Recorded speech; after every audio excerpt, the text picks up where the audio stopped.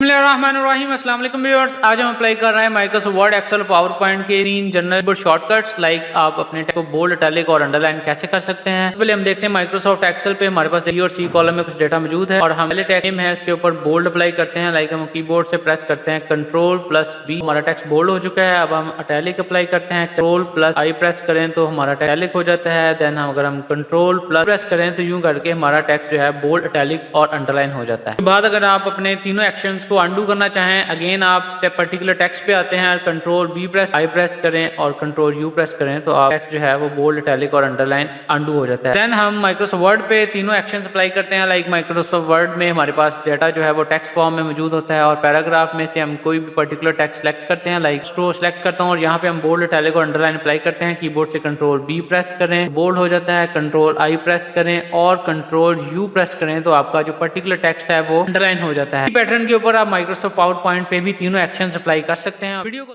और आने वाली हर इंटरेस्टिंग ट्यूटोरियल की फौरी अपडेट के लिए हमारे YouTube चैनल को सब्सक्राइब कीजिए। आप हमें लिंक्डइन और फेसबुक पेजेस पे भी फॉलो कर सकते हैं। अगले इंटरेस्टिंग ट्यूटोरियल में आपसे मुलाकात होती है।